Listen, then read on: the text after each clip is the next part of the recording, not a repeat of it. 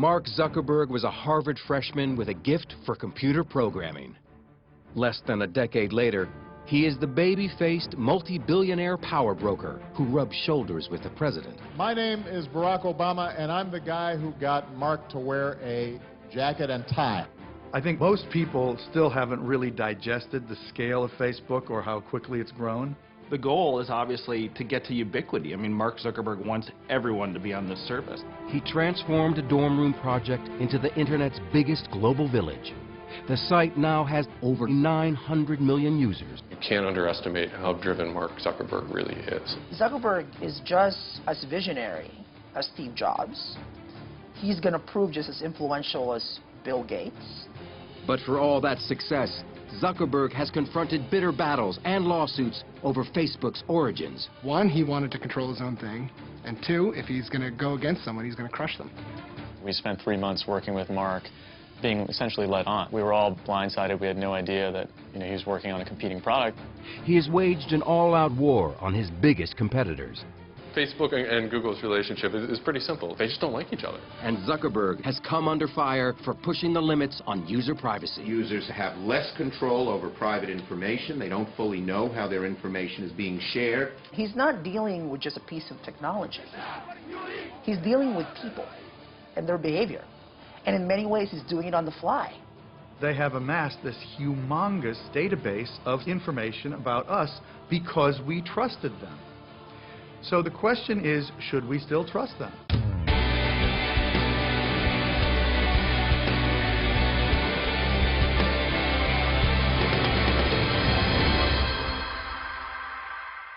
I think that the goal that we went into it with wasn't to make an online community, but sort of like a mirror for the real community that existed in real life. Mark Zuckerberg. We think we know him because we've seen his life unfold in the Oscar-winning movie The Social Network. The portrait was unsparing, a super geek, intense, cutthroat, brilliant, and socially crippled. I don't understand. Which part? But was it accurate? He's always had friends. He's a pretty social guy.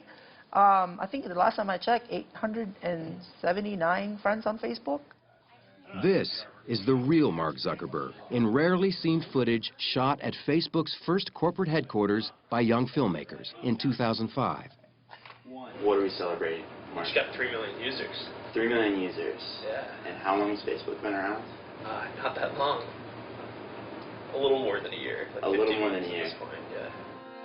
While Zuckerberg pushes the envelope on user privacy, he opted out of participating in this program. In 2004, at the age of 19, he created Facebook. Today, the 28-year-old CEO has accumulated a net worth estimated at $15.5 billion. Mark's mission from the beginning was about connecting people, and it was clearly based on this theory that if the world were more connected, it would be a better place. But there's a lot of surprises when you really dig deep into the story of Facebook. The biggest single surprise is the peculiar and tenacious personality of Mark Zuckerberg and the depth of his convictions and his consistency. Born in 1984, he grew up in the Hudson River town of Dobbs Ferry, a bedroom community north of New York City. David Kirkpatrick spent 2 years researching a book about Zuckerberg and Facebook called The Facebook Effect. He comes from an unbelievably supportive family in which he's the only son, and he has 3 sisters. So he was kind of the prince, and in fact, I think his parents called him the prince, and he was treated accordingly. So this is a guy without any problem of self-confidence. Computer savvy from the start, Zuckerberg taught himself the complicated computer language C++, and by 9th grade had created a digital version of the board game Risk. Journalist Jose Antonio Vargas interviewed Zuckerberg for his New Yorker magazine profile. He actually created a thing called ZuckNet, which is an internal instant messaging system for the family so the computers could talk to each other. I mean, that's kind of the kid he was. When he got sort of tired of his local high school, he decided to go to Exeter prep school, really because he just wanted more challenge. It was at the exclusive Exeter Academy that Zuckerberg and his friend Adam D'Angelo created a music website called Synapse. It was intended to anticipate what your preferences might be And it was very, very popular. Even before he started Facebook, he was fending off offers from Microsoft and others to buy Synapse for well over $1 million. Like a tech world version of an all-star athlete, big-name companies wanted to recruit him right out of Exeter. Again, Zuckerberg was unimpressed and chose instead to enter Harvard in 2002, where it wasn't long before he got himself in trouble. Zuckerberg hacked into the school's computers to collect images of students. Nicholas Carlson is deputy editor at BusinessInsider.com. You can sort of tell that he's a little bit of a troublemaker. He creates something called Face Mash his first year in Harvard, and it's a sort of hot or not for the Harvard community. And then it maintained an entire list of Harvard students and which ones were the most attractive, ranking them by hotness. Ellen McGirt interviewed Zuckerberg for Fast Company magazine. Face Mash worked in kind of a little bit of an icky way. It made people upset. Obviously, people felt mocked or exposed, and it was one of the first big experiences that Mark had with the privacy issues of the masses. Under pressure, Zuckerberg shut down the site. The Harvard Administration Board charged him with breaching security, violating copyrights, and violating individual privacy. But by then, Face Mash was a campus sensation. Zuckerberg had seen his future. At the same time of getting trouble for building this mischievous web tool, he built a mischievous web tool that was really popular. I imagine that he had a couple of sleepless nights worrying about how bad this thing was going to be, and was relieved when it all blew over, but was also incredibly curious about what he could then make next. If you're a genius with genius friends sitting in a dorm room, suddenly the world looks like a big, happy, open place if you can just get into that database. At the time, the technology landscape was changing dramatically. Brad Stone is a senior writer at Bloomberg Businessweek. The internet was really a much different world back in 2004. Friendster really demonstrates that a social network needs to have technical chops. The site goes down all the time, it's unreliable. MySpace also, it's full of ads, it's very distracting. It also begins to have technical instability. At Harvard, Zuckerberg met classmate and future business partner Eduardo Saverin. Author Ben Mesrick is one of the few to have interviewed Saverin about the early days of Facebook. Eduardo met Mark Zuckerberg in an underground Jewish fraternity. The underground scene at Harvard, you know, these were not really fun events. These were kind of strange little social settings, really bad parties, mostly all guys. And so Eduardo and Mark met in this scene, and they became friends pretty quickly because they were both kind of outsiders. Face Mash got Zuckerberg noticed by three insiders. Upperclassmen building a social networking site called Harvard Connection, Olympic rowers and twins Cameron and Tyler Winklevoss, with partner Divya Narendra. Harvard Connection was an idea that I'd come up with when I was a junior in college. This was at the end of 2002. The team had been building the site for nearly a year. Two of their original programmers had moved on, and they desperately needed a new partner. The three of us are not computer programmers by trade or practice. We did need an actual programmer to write the actual hard lines of code, and we thought Mark was that guy. The trio reached out to Zuckerberg. He was enthused, excited, and clearly his eyes were lighting up. What happened next sparked a furious battle over how Facebook was actually created. The details unfold in email exchanges between Zuckerberg and the Harvard Connection team. At first, Zuckerberg appeared eager. I read over all the stuff you sent, and it seems like it shouldn't take too long to implement. So we can talk about that after I get all the basic functionality up tomorrow night. Then, Zuckerberg began to delay the project. December 4th. Sorry I was unreachable tonight. I just got about 3 of your missed calls. I was working on a problem set. December 10th. The week has been pretty busy thus far, so I haven't gotten a chance to do much work on the site or even think about it, really. Zuckerberg was stalling because he was busy working on a similar social networking site based on Harvard's student directory called the Facebook. He and Saverin partnered to fund it. Mark came to him and said, you know, you put up $1,000 and we'll launch this site. And, you know, there were no contracts. These were just two kids in a dorm room, really. But that's where it started. Writer Nicholas Carlson interviewed more than a dozen people involved in the founding of Facebook and found instant messages retrieved from Zuckerberg's computer he said Zuckerberg sent to Saverin. According to Business Insider, the IM suggests Zuckerberg was deliberately misleading the Winklevoss twins. He says things like, look at this site that I'm working on, Harvard Connection. Haha, they made a mistake. They asked me to do it for them because I'm working on my own Facebook. We were always under the impression that Mark was working on HarvardConnection.com. There was never an indication from him that he could not do the work, didn't want to do the work, or was working on something identical on the side called the Facebook. When he met with the Winklevoss brothers the last time, he saw that he probably should tell them that he's been working on a competing product. He sort of conferred about it with friends. But in the end, he said, you know what I'm going to do? I'm going to blank them. I'm going to blank them in the ear. On February 4th, 2004, just as he was expected to complete work on their site, Zuckerberg and his friends instead launched the Facebook. The Winklevoss brothers and Narendra found out about it the same way nearly everyone else at Harvard did. It completely blindsided us. We definitely did not expect that. Mark wanted to have control over his own project. He saw that they were onto something cool, the Winklevoss brothers, but he saw that he could do something cooler. And so, one, he wanted to control his own thing, and two, if he's going to go against someone, he's going to crush them. And that's what he did.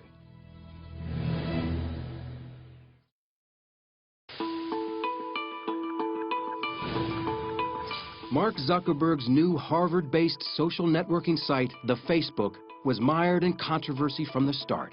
Just days after he launched it in February of 2004, the Winklevoss twins and Divya Narendra sent him a letter to cease and desist.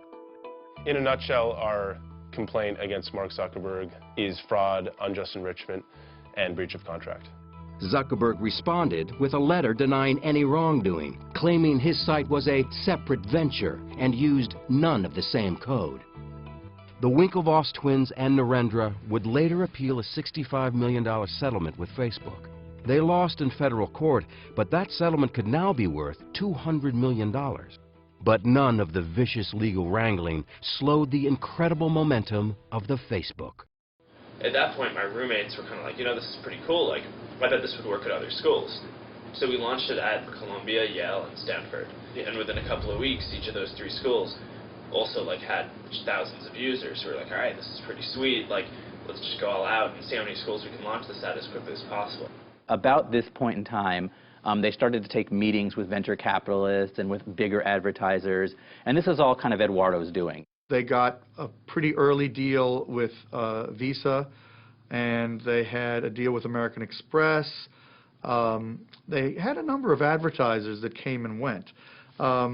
Then record companies started getting interested, and they began to get some pretty good revenue from the music industry. Enter Sean Parker, who had his own connection to the music business. On a trip to New York, Zuckerberg and his partner, Eduardo Saverin, had dinner with the 24-year-old co-founder of Napster. The seasoned entrepreneur and a truly creative individual, an extraordinarily interesting person who had worked his way into a network in the Valley that is just to die for, particularly at that point. For Zuckerberg, Parker was a hero and a role model. Partner Saverin didn't agree. Eduardo did not think highly of Sean from the very beginning.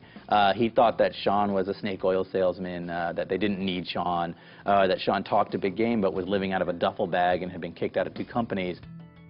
In the summer of 2004, with Saverin remaining on the East Coast, Zuckerberg left Harvard. We came out to Palo Alto for the summer just to hang out because Palo Alto is kind of this mythical place where, you know, all the startups come from, and got ready to launch at another 150 schools when the year started. One of the things that Mark did that was very smart by going to Palo Alto was to actually enter the petri dish of entrepreneurialism, particularly for new technologies. Zuckerberg and his friends moved into a large frame house with a swimming pool, and he reconnected with Sean Parker, who later became Zuckerberg's roommate. He was the adult supervision.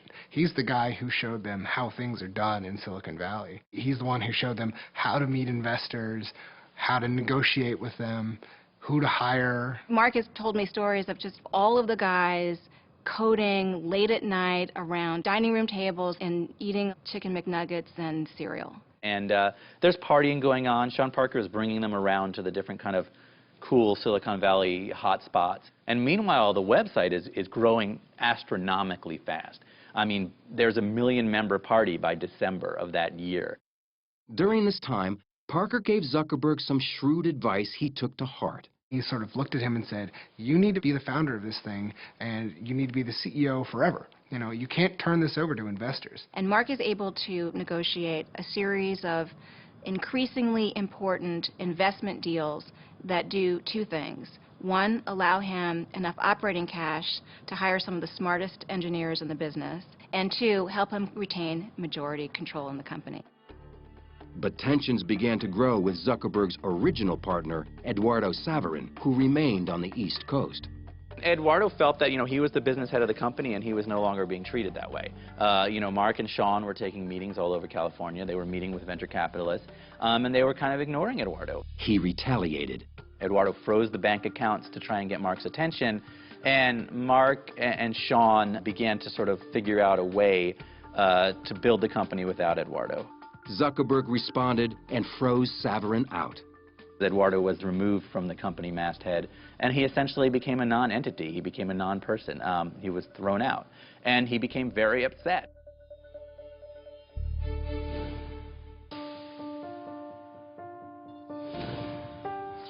Facebook had 1 million active users on college campuses nationwide, and big money was starting to pour in.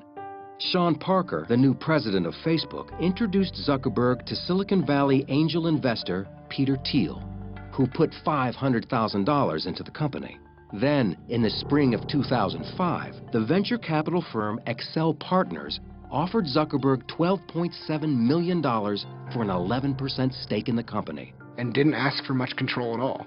Walking away from that investment, Mark controlled 3 out of 5 board seats. Which is a bizarre and unprecedented situation to have one individual have absolute, effectively dictatorial control over the disposition and direction of an increasingly giant company.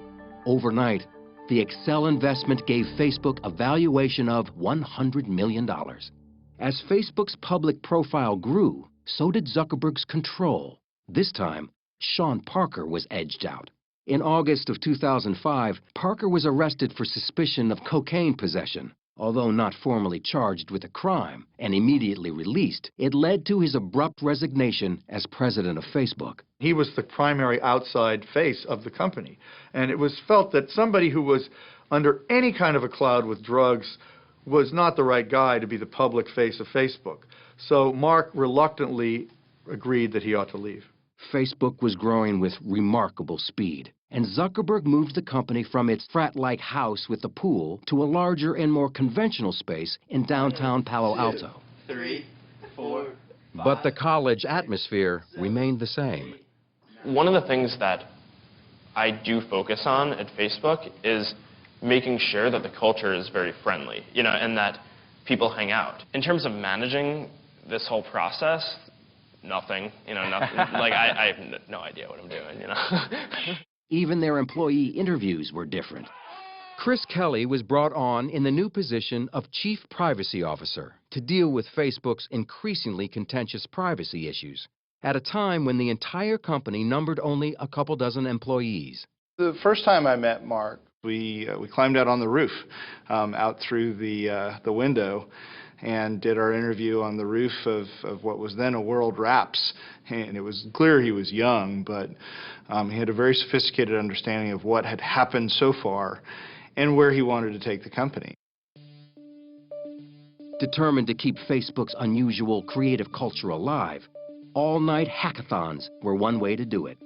We have these hackathons at the company, right, where basically everyone gets together and just hacks on something and builds something all night long. And the only rule is that you aren't allowed to work on at a hackathon what you work on the rest of the time. So people work on crazy stuff.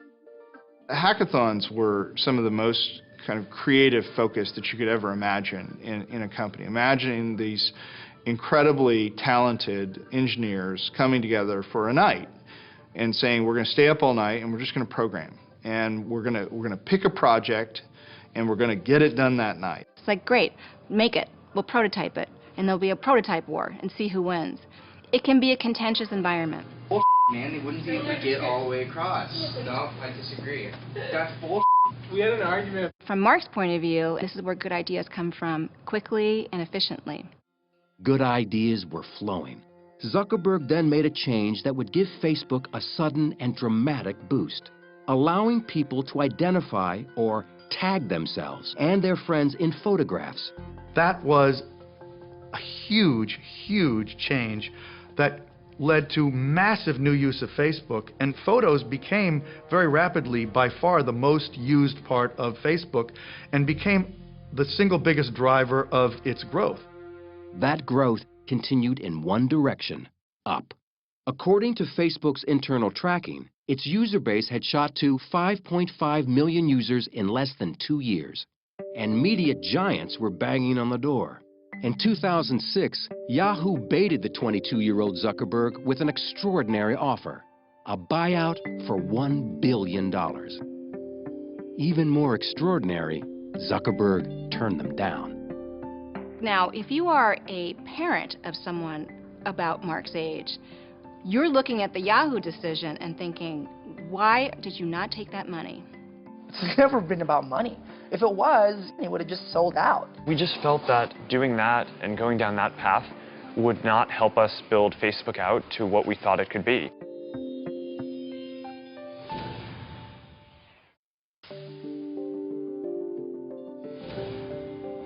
In 2006, Mark Zuckerberg rejected a $1 billion pitch from Yahoo when MTV pushed the ante even higher. Michael J. Wolff was CEO of MTV Networks. Mark had taken me on a walk around Palo Alto and shown me his apartment. And afterwards, we sat down for lunch, and I told him we'd be willing to pay as much as $1.5 billion to buy Facebook outright. His answer was, I think it's worth a lot more. And besides, you've seen my apartment. I don't really need that kind of money. And at the same time, I may never have an idea as good as this one. So I'm not that interested in selling. There was internal strife around it, no question. There were a lot of people who wanted to sell. Ultimately, Mark decided to turn down the offers. Zuckerberg wasn't ready to sell because he had some ideas that he thought would make Facebook even more popular. One of them was called Newsfeed, a kind of real-time wire service of updates about what users were up to. Newsfeed is what everybody is doing at that point, or what they're posting, what they're linking to, the world that they live in, which is really what a newspaper is, right? It's a living, breathing newspaper of people around you. But many Facebook users thought that newspaper sent out too much information and violated their privacy. 750,000 of them launched an online protest. To say that it was unpopular at first is a dramatic understatement. They were under siege at the office. They couldn't leave. They were surrounded by news trucks. Almost 10% of our user base at the time joined the Students Against Facebook Newsfeed group. Zuckerberg was forced to apologize. He wrote his apology note himself. It was probably a good learning experience. When Facebook changed some of the privacy controls, it was an overstep. I do think he takes those seriously, but I do think that he's willing to continue to overstep for the purpose of making a product that he wants to make. The apology was not a surrender. Zuckerberg was sure that users would get used to this new level of sharing, and he turned out to be right. After tweaking Newsfeed, it became one of the most popular elements of the Facebook experience. It just happened that the first time I ever met Mark was 2 days after that happened. And I can tell you, even though his members were in open revolt, he was not the slightest bit flustered. He had complete confidence that everything was going to work out all right. Zuckerberg decided it was time to take Facebook beyond its college roots and introduce it to the general public. The response was stunning. Membership doubled, shooting up to 12 million by 2006. Zuckerberg radically altered the Facebook experience again, when for the first time the 23-year-old CEO invited programmers from around the world to develop apps for Facebook. It was another turning point, expanding Facebook from an insular world of information to a platform. And it was like the gold rush.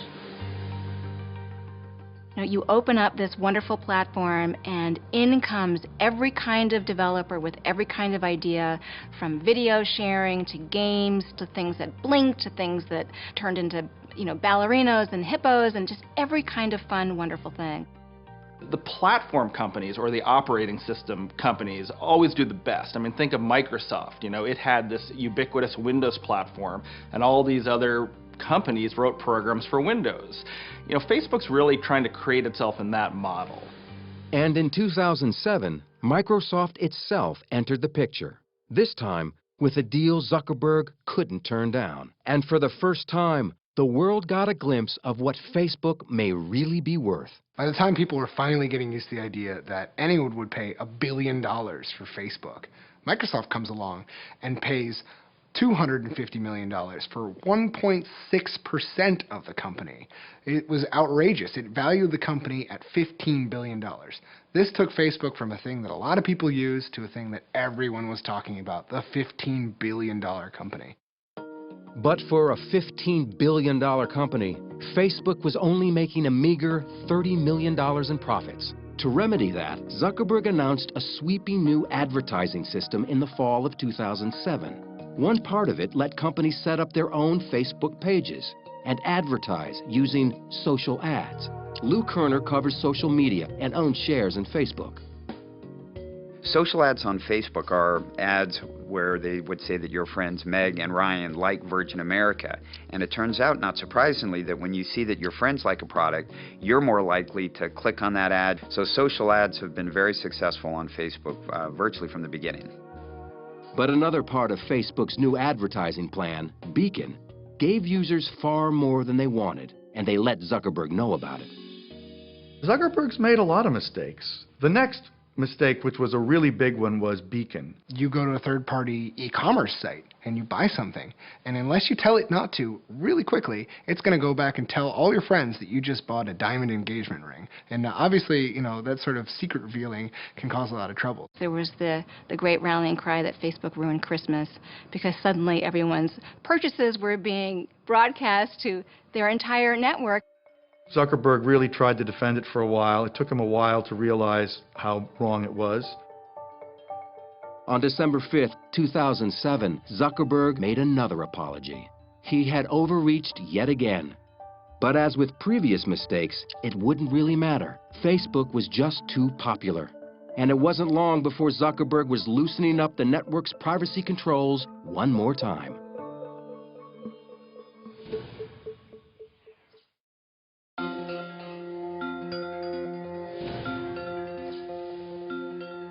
More than 4 years after co-founding Facebook, Zuckerberg still seemed uneasy in the public spotlight. What's your next thing you're going to do? Get bought? No. None of these rumors are true, right? This is making me feel very uncomfortable. All right. By 2009, rumors were indeed swirling that Facebook would go public. Instead, Zuckerberg took money from a new investor. Yuri Milner, CEO of the Russian internet investment firm Digital Sky Technologies, offered a $200 million deal for just 1.9% of the company. Deals of that size are kind of never easy. There's a lot of back and forth. This deal was about the vision that we shared, how big this company can get. Everything else was sort of secondary. Milner's investment allowed Facebook to continue to expand, and it kept the development of the company firmly in the hands of its founder. Zuckerberg knew that pushing Facebook advertising even further was the key to continued growth. For years, Zuckerberg believed that Facebook was in a unique position. Today, even with the most advanced advertising systems that exist, they only have estimates of what someone's gender might be, or what someone's age might be, or what they might be interested in. But on Facebook, we know exactly what gender someone is, and exactly how old they are, and exactly what they're interested in. Jeremy Smith is Chief Strategy Officer for Second Market, a company that brokers shares in privately held companies which cannot yet be traded on the public market. What makes Facebook so desirable from the perspective of advertisers is that they are able to accumulate information on their users like nobody else. The funny thing is, the users don't really view it as data. It's themselves. It's their information. It's their lives that they're putting on there. But as far as advertisers are concerned, it is the holy grail of data. Pushing the boundaries of that holy grail of data was about to get Zuckerberg in trouble again. In December 2009, he revamped the privacy settings for Facebook's then 350 million users. Unless users individually restored their settings, previously private information was now available to everyone on the internet. Many people just sort of took that default and somewhat inadvertently allowed a lot of their information to become public. And many privacy advocates believe that they didn't explain that or disclose it sufficiently. A firestorm of complaints from users and consumer groups forced Zuckerberg to backtrack again, sparking concerns in Congress.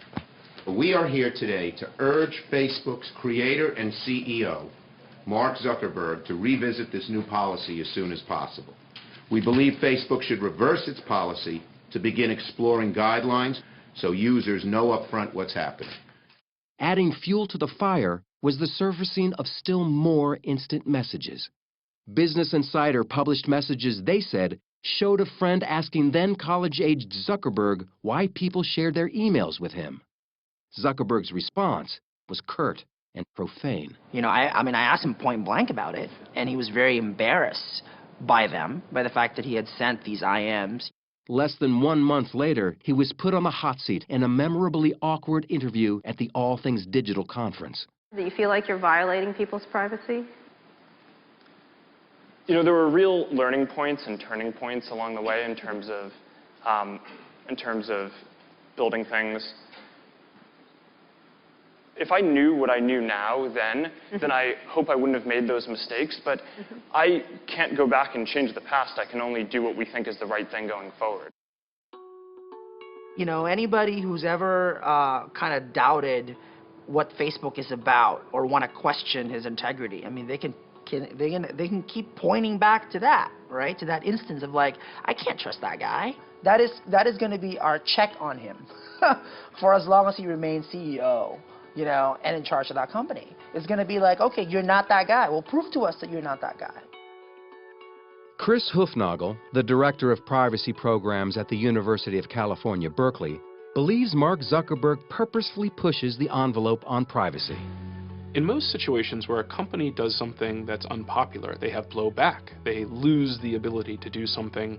But in Facebook's case, we have something I call blow forward, where they take 2 steps forward, there's some type of public reaction, and they just take a little step back. And so over time, they've been able to open up profiles more and more. Mark does not think you should be a different person at work than you are at the bowling alley, in bed, at school. You know, he basically thinks you should be consistent across all these environments. So that's a very radical view for many older people.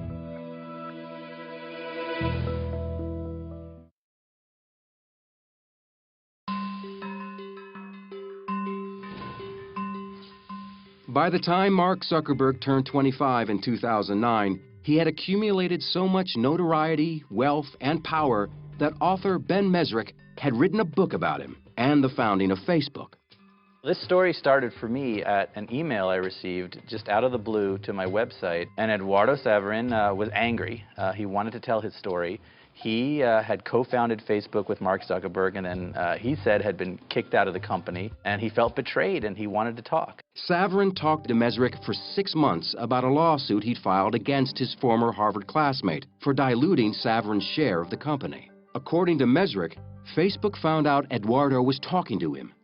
And they essentially settled with Eduardo. Nobody knows for sure what happened, but what I've heard is he got 5% of Facebook, and he had to sign an agreement that said he would never speak to Ben Mesrick again.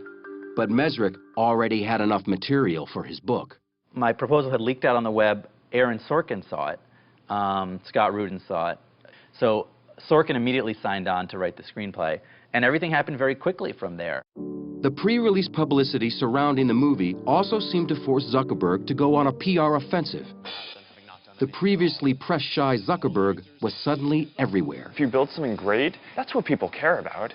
When people don't care about what someone says about you in a movie. He gave Oprah a tour of his house in 2010 and announced on her show a $100 million donation to public schools in Newark, New Jersey. $100 million.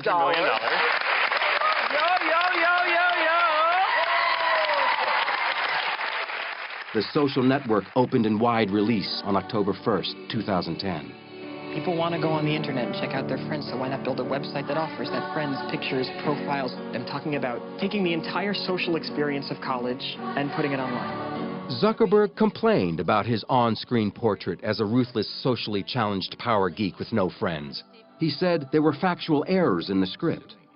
They frame it as if the whole reason for making Facebook and building something was because I wanted to get girls or wanted to get into some kind of social institution. And I mean, the reality for people who know me is I've actually been dating the same girl since before I started Facebook. They just can't wrap their head around the idea that someone might build something because they like building things.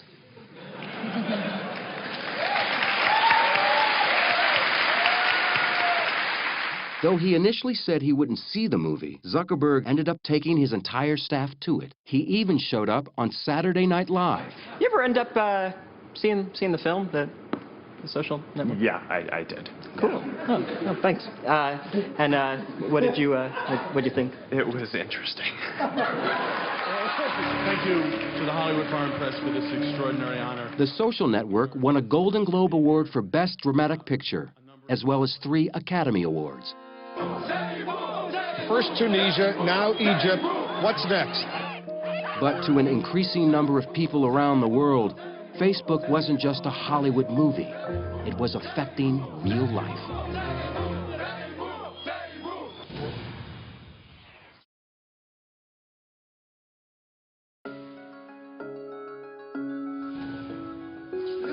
In late 2010, demonstrators started taking to the streets in Tunisia and later in Egypt to protest their repressive governments. By this time, more than 70% of Facebook's 500 million+ users lived outside the United States. In Egypt, one flashpoint for the anger was a case of police brutality. At the center of the protests was a Google employee who ran a Facebook page. Wael Ghonim was the manager in Egypt of a page that was a memorial to this guy who had been beaten, tortured, and killed by the secret police. And that group became very, very large, many, many hundreds of thousands of members during the period leading up to the revolt against Mubarak. Facebook expedited the ability of people to express their dissatisfaction, which clearly sped up the process of these revolts. The governments of Tunisia and Egypt fell. Protesters expressed their gratitude to Facebook on the streets. One named his newborn daughter Facebook. And Wael Ghonim sang the social networking site's praises on CNN. I want to meet Mark Zuckerberg one day and thank him. I'm talking on behalf of Egypt. This revolution started on Facebook when hundreds of thousands of Egyptians started collaborating content. You know, like we would post a video on Facebook. It would be shared by 50,000 people on their walls within a few hours. Facebook itself was very quick to try to distance themselves from that political activity. I mean, obviously, they supported it, but they don't really want to be seen as a tool of change because obviously Facebook wants to be active in regimes like China. They don't necessarily want themselves viewed as a tool of insurgency. Zuckerberg has taken on a personal goal that might help him with his mission to connect the world. He says he spends an hour a day studying Chinese, which could potentially help him gain 1 billion new friends. It's the fastest growing and the biggest internet market in the world. There are hundreds of millions of users, and his mission is incomplete if he's not in China. Mark Zuckerberg's power had never been greater, and once again, speculation grew that he would take his company public. Despite enormous pressure, Zuckerberg has been hesitant to pull the trigger and cash in. 100 years, 200 years from now, what's going to be more important? The money, right? Or the fact that he has had this kind of impact? Or the fact that he's, executed and developed and helped evolve this thing that is more than just a technology site, and it's more than just a website. And so I think that's why it's never been about money, and it's never been about status. When companies go public, it's a tremendous strain on the management. And in fact, on top of all of that, when you go public, you open yourself up to even greater government scrutiny. Aware of that scrutiny, Facebook has amped up their presence in Washington with a team that includes several former White House aides and influential Capitol Hill insiders. Political official after political official will tell you, if you are absent from the debate, you're likely to be the person who kind of gets cut out. And so presence in that debate, particularly when Google and Yahoo and Microsoft and a number of other very large players are spending a lot on lobbying, is a mistake. Today, several Facebook founders, including Mark's friends and classmates, have left the company to start new ventures on their own. They've been dubbed the Facebook Mafia. But much of Silicon Valley talent is on their way in. Top programmers are leaving companies like Google to be a part of Zuckerberg's momentum. And Facebook and Google, the two internet behemoths, are competing in other ways. Ryan Single is a staff writer for Wired magazine. Facebook and Google's relationship is pretty simple. They just don't like each other. They're really, they're competing cultures. Facebook was sort of young, brash, wild, and Google is like, an algorithm company. Like, these are guys that, like, any problem, there's got to be a way that they can write a little algorithm that'll fix it. It's clear that Google missed the rise of social, and Eric Schmidt has admitted to being flat-footed around Facebook and around social. They've tried a number of things, most spectacularly the Buzz social network. That just hasn't worked. Then, in May of 2011, Facebook was embarrassed when it was revealed that they had launched a secret attack on Google. Facebook is doing damage control after revelations it hired a PR firm to plant negative stories about Google. Facebook claimed publicly it was not a smear campaign, but the exchange revealed just how vicious the competition has become. The whole Burstyn Marsteller flap was really just an in-your-face expression of the animosity that has sprung up not only between these two companies, but almost the personal Shakespearean drama that's playing out between Google and between Facebook, which frankly has a lot of former Google execs who would like nothing more than to supplant their former company.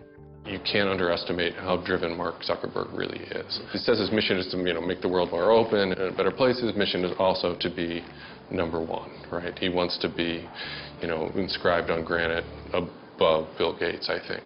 He is well on his way. Like Gates, another Harvard dropout, Zuckerberg is a fierce competitor. He moved quickly to vanquish rivals Google and Twitter with a stunning acquisition in April 2012.